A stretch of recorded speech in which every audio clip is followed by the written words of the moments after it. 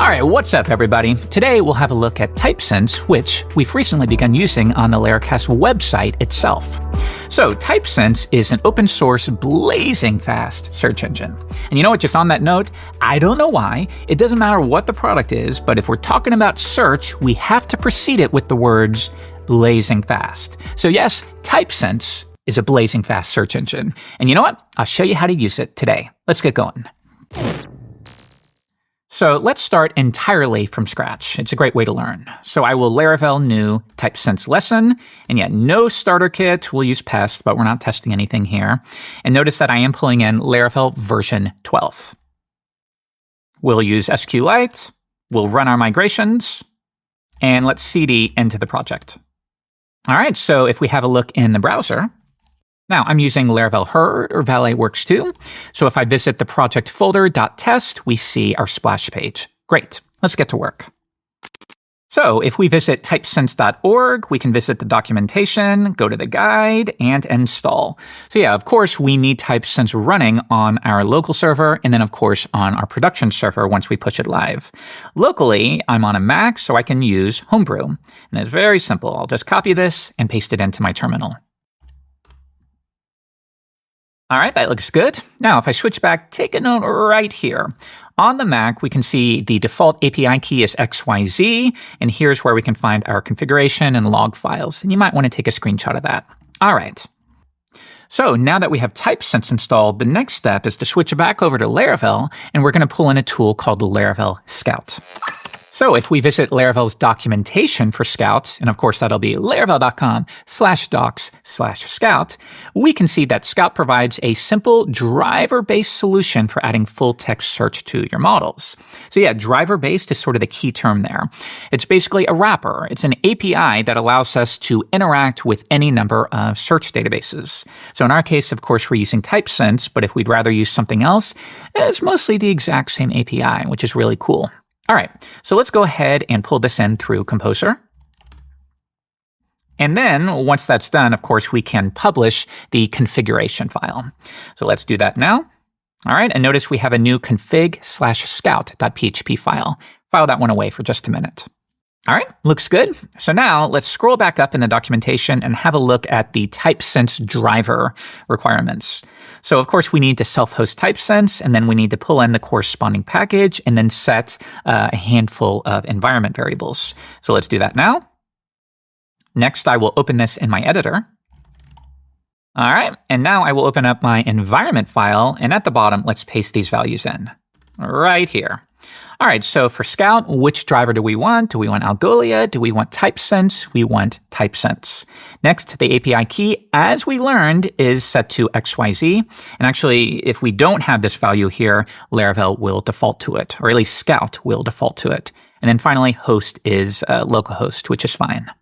Now, while we're here, there's one more that I'm going to add, which is Scout Q. And I'm going to set this to false for now, but later in production, you might want to set this to true so that all of your indexing actions and updating of Typesense will happen as part of a queued job rather than the current request. But yeah, for now, I'll just set it to false, and then you can enable that later if you want.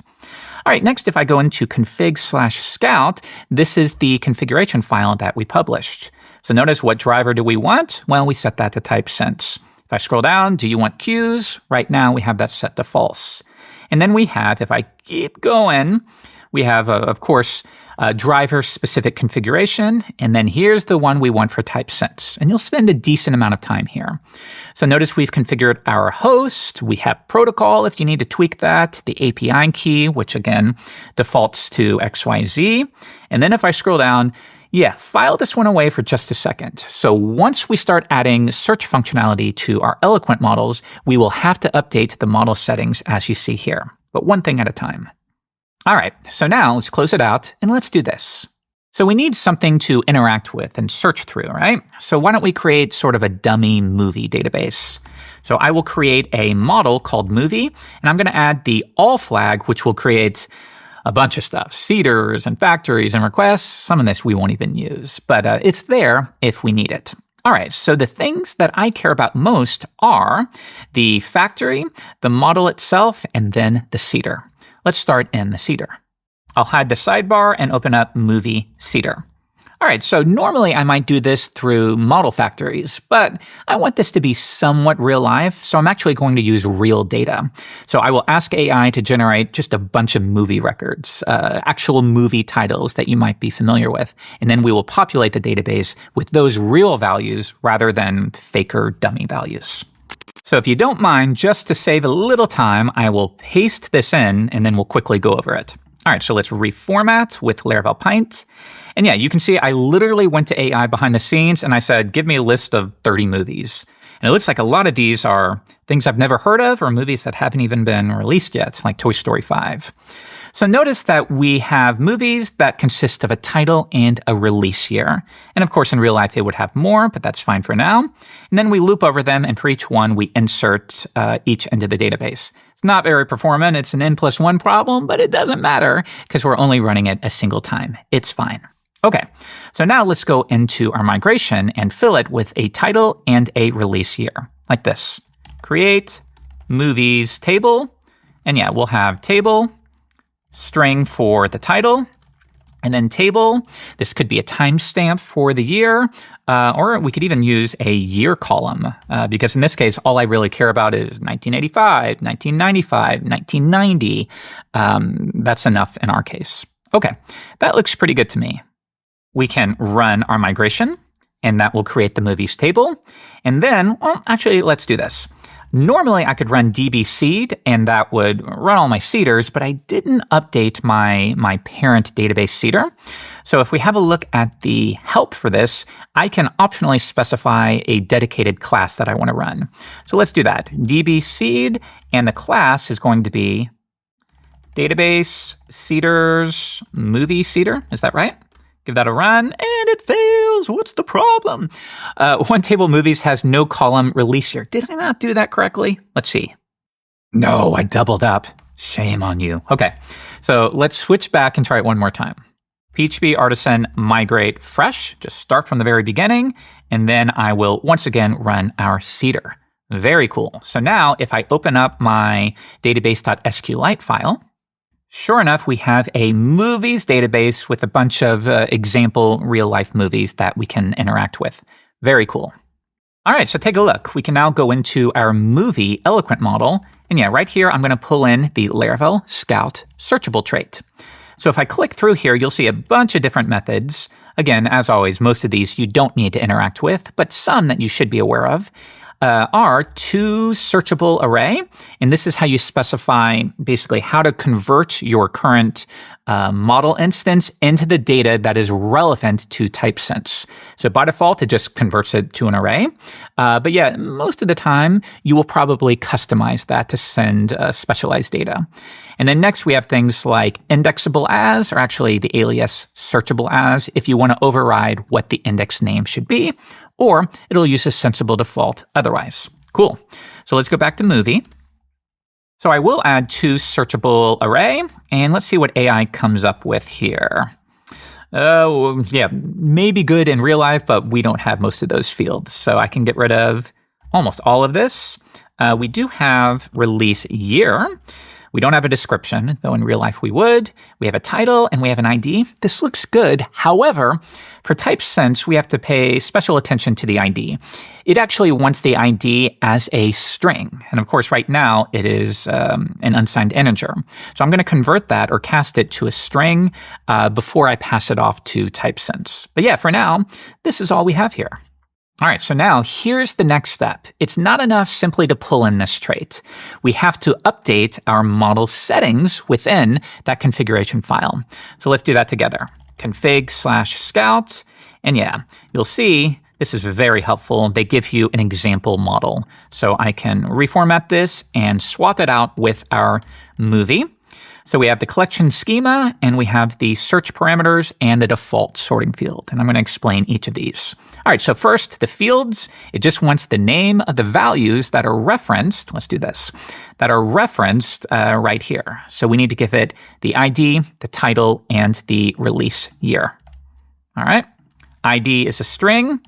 Next one is a title. That's also a string. And release year. We could actually do string or an integer depending upon how we want to interact with it and how we want to sort. But maybe for now, I'll leave it as an integer. We could do 64 or 32-bit is more than enough for a 4-digit year. All right, next, default sorting field. If we do not specify how to sort the results, and this can sometimes be confusing, actually, so let's talk about it. So your initial thought might be, wait a minute, the sorting should be by best match, right? Isn't that what Typesense does? It finds the best match for the user's search query, and then that is the order. And the answer is yes, that is what happens, but in situations where 2 or more items have the same score, and that might turn out to be the case, what do you want to be the tiebreaker? And that's kind of a good way to think of it. What should be the tiebreaker in the event that multiple records have an equivalent score?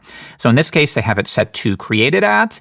You could change it to really whatever you want. Whatever you want to be the tiebreaker, so to speak. So maybe the release year, maybe a timestamp if you're setting that up, whatever you want. Why don't we leave created at as the default, and then I will send that up as well. So this gives us the opportunity to say, all right, I want created at, but Typesense wants it formatted as a timestamp, so I will reference timestamp there to get the proper formatting. All right, so think about what we've done here. We've generated an eloquent model. We pulled in Scout. We imported the searchable trait. We specified what data should be synchronized with Typesense. And then we switched over to our Scout configuration file, which you're going to do every single time you add that searchable trait. And we declared what the collection schema is, our default sorting order. And then the search parameters effectively means, again, by default, what are we looking at? Well, when the user searches for Snow White or something like that, what fields determine whether or not we have a match? So in our case, we might say the title, but you might also want to look through the description. You might want to grab a transcript if you're dealing with some other kind of model like we have at Laracasts. It just depends. For now, I think title makes sense. If we have more, like you want to include the release year, if I search for 2025, maybe it pulls back all movies that match that release year. You could do this as well. Just update this to a string in that event. Okay, this is looking good to me. Now we get to the fun part. PHP Artisan. And when we pulled in Scout, you'll see that we have this new namespace here. In our case, the ones you mostly care about are these two. Flush would be, all right, I've changed a bunch of things. I've changed my configuration and my model settings. I want to flush it out and rebuild up this index. I would run Scout flush. And then Scout import, as you see, it scans the model. It gets all of the records. It loops over them. It calls that toSearchable array method, and it synchronizes that with Typesense. So that's the one we're going to use right here. Scout import. And notice if I leave it like this, it's going to say, hey, what model? What are we doing here? All right, let's run it. App models movie. All right, all movie records have been imported. In my editor, let's bring up the terminal, and we'll say PHP Artisan Tinker, and we'll say app models movie. Let's see how many we have. We have 41 records in the database, but now we have access to this new search method. So I could say search toy and give me the results, and it just works. I mean, come on, that is ridiculous. I know we've been explaining it a lot, so maybe we're at 10 or 15 minutes at this point, but in real life, this is just a couple minutes to set up, and now you have very, very fast, very intelligent search, which is cool. And yeah, keep in mind, if I screw something up, like I spell it wrong, it's still going to figure out what you're looking for, which is really neat. All right, so now let's set up a simple search page to illustrate the general approach you would take. Let's start within my routes file, and let's set up a new route, and we'll say movies/search. All right, so think about what we need to do. We will accept a search query. We will then perform a search, and then we will render a view that displays the results of that search. All right, so let's say query equals request Q. And then quick and dirty, and then we'll clean this up in a little bit, we'll have movies.search, and we will send through the query itself. Let's say search query. Let's do that. Search query, and I'll update this. All right, next I want the results. So I will call this results. And yeah, how do we calculate it? Well, we've already learned how to, right? I could say results equal movie search for the search query and get me the results.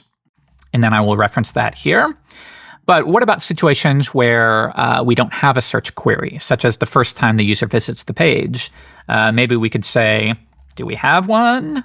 If so, then perform that search. Otherwise, just give me an empty collection. That might be fine for now.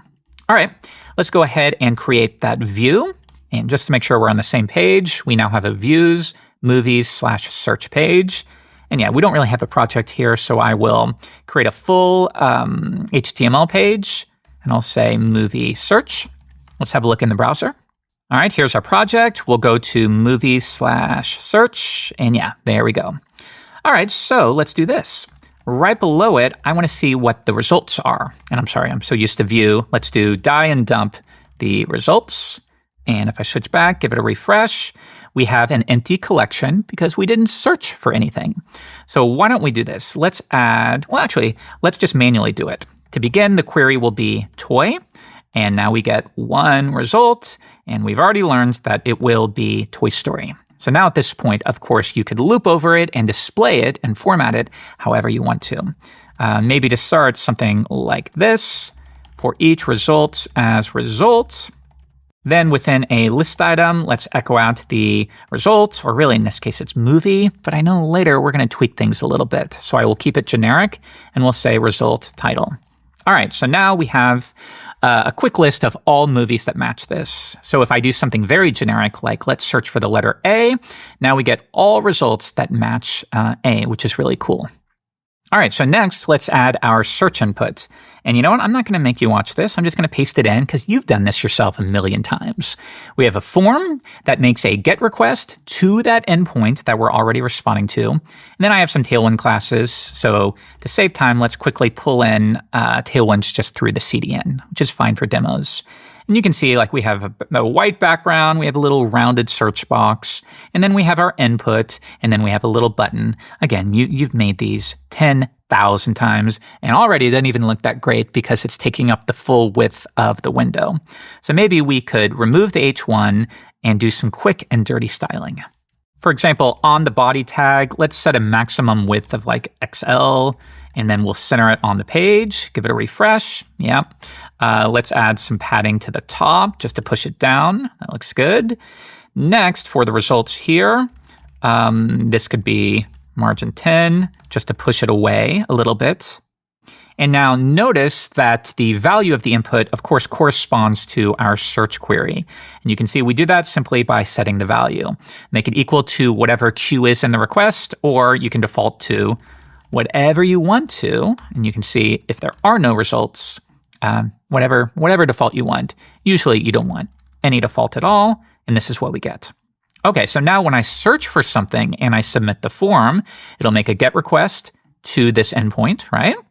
That will, I thought that would pull it up. That will hit this route, and it will grab the search query. It will perform a search against Typesense, and then it will grab the results and pass them through to the view. So now, again, let's search for toy, and it works. Let's search for A, and it works. But now let's finish up with this. Of course, in real life, if you're using like a library like React or Vue and Inertia, you could even bind to this input, and you could throttle it and say, well, as the user's typing, just instantly make those requests, return the results, and then re-render the output here. And that's so incredibly easy if you're familiar with those technologies. In this case, I'm just showing you the down and dirty version, and then you can adapt it to however you prefer to write your front end. But this is the basic flow.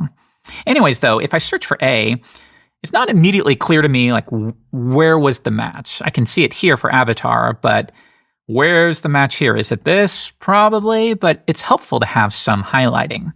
So here's what we can do. If I were to die and dump the results of the query and refresh, you'll see that what it's giving me is movie eloquent models, which means behind the scenes, Scout is performing the search, it's getting the results, it's finding the matching IDs. If I switch back, it's getting the ID of every match, and it's using that as the basis to perform effectively a find many on the movies table, right? And then it gives you actual eloquent records in response. However, there is some value in getting the raw result from Typesense. So here's how we can do that. I swap out get with raw. And now you'll see it's not going to give me a collection of movie instances. It's going to give me the raw response from Typesense. And notice there's a lot of good stuff here, like how many did it find? What were the request parameters that were used here? We can see it right there. We can see the hits. And notice for each hit, we have an array. And this is a little confusing, but it's really not. You have the document data, and we learned that Typesense uses that term document, which is fine. Think of it just as like a record, a relevant record that you have there. It contains the data that we synchronize. So notice ID, release year, title, created at. It's not a coincidence that in movie, those were the values. So now you know what you specify here is literally what's going to be returned there and synchronized. All right. Next, highlight. This is pretty useful. Take a look. We can see, all right, there was a match for title, and there's a snippet that includes the title itself. However, they have replaced whatever was matched within mark tags. So then you can style the mark tag with like a yellow highlighter, right? Which is usually the default. And now you have instant highlighting of the relevant match from your search. And I'll show you how to do that. Let's go back into our routes file, and we might need to tweak this a little bit. So by default, we have an array. Why don't we collect it up? All right, now we have a collection. And then I basically want to say, all right, I want to pluck for the hits. I want to grab the document and this data for each. Okay, so if we switch back, I can collect the hits. So now, yeah, we're just going to do this step by step because this is what you would do in real life. So now I have a new collection of just the hits. All right. And then, yeah, let's do this. Let's just map over this collection. And then for each one, I don't need all of this data. All I need is how about the title and the corresponding highlight? And maybe that's all I need here. All right, let's give it a shot. Collect, and then we're going to map over it. And yeah, just to give you an idea, I could say result, what was it? Document, title, all right. All right, so now if I were to die and dump, we would have a new collection. Oh, what did we screw up? Oh, still wrong. And you're still not getting it right. Okay, there we go. So now, yeah, we have a new collection that contains just the title. But in real life, I want an array with the title. So we'll say highlight, and yeah, this is going to be the result. Go into highlight. What was it called? I've already forgotten. Title. Yep. So if we were to format this, yeah, we're mapping over the results, and for each one, we have the title and then a highlight, and just on the condition that maybe there isn't one for some reason, we will set that to null. But I'm not sure if that should ever be the case. So actually, if we bring that back and refresh, now we have a collection of arrays where each one contains the title and the highlight. And you know what? Let's take this even further. Let's grab the title snippet. And now this is what I care about. Cool. So let's do this now. We will load our view. At the very bottom, we loop over the results. And for each one, this won't work anymore, right? Because we're accessing title as a property when instead it's an array. So we'll tweak that in a minute, but I could say result title. There we go. Or I could say result highlighted title. And now you can see it's wrapped in mark tags. So let's do this. Let's just replace this with escaped versions or non-escaped. And if I give it a refresh, it just works. If I look for toy, it'll give me all matches while highlighting the relevant search that matches my query. So cool. Let's look for B, and here's all of the matches. So cool. So yeah, at this point, if you want, you may find that the data you want to pass to results no longer matches up with a simple movie record. If it does, then just keep it like this. Just do movie, get me the results, and you're off to the races. But yeah, if you find actually you want to display the highlighting, you want information about the score, you want to display the total records found and all that stuff, maybe at that point, what you're sending to the view is not a collection of movies, but a collection of search results. So if that were the case, if you want, you might do something like this. Let's create a new class. We'll call it search results. This is basically a value object. For search result, give me the title and then give me the highlight. And yeah, maybe that's all we care about, at least for now. So yeah, just a plain old PHP value object if you want, or I just call it a class. Keep it simple. All right, let's come back. And now for each one, I'm going to tweak this. I'm going to return a new search result where I will send through the title. And then I will send through the highlighting. And of course, you don't have to name these parameters if you want, but I sometimes find it to be helpful. All right, so don't let this confuse you. Think about it. We perform our query against Typesense. We get the raw results. We grab the hits. We map over each of the hits or the matches. And for each one, we wrap up the data we care about within a new instance of search result. So now I'm going to convert this into an arrow function just to clean it up a little bit. And then we're going to make one final tweak here. We are now assuming that we have access to a hits key. But yeah, you probably noticed this. In the event that we don't have a search query, well, there is no hits key, which means an error is going to be thrown. So let's finish up by just tweaking this a little bit. Why don't we say, well, if we have a search query, only on that condition should we run this code. So we'll tweak it just a little bit. If we have a query, perform the search, compile the results, and then ultimately we will send that through to the view. But assuming that we don't have a results variable, we could default that to, again, collect an empty array. You could do else if you want, whatever would be appropriate.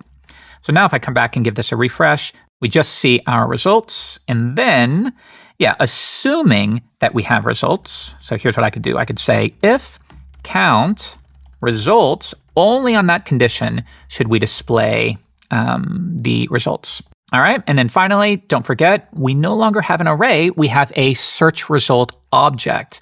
So I can run result highlight. And of course, what's nice is you now have a place for any additional behavior if it would make sense. You can just add a method here to handle it, which is cool.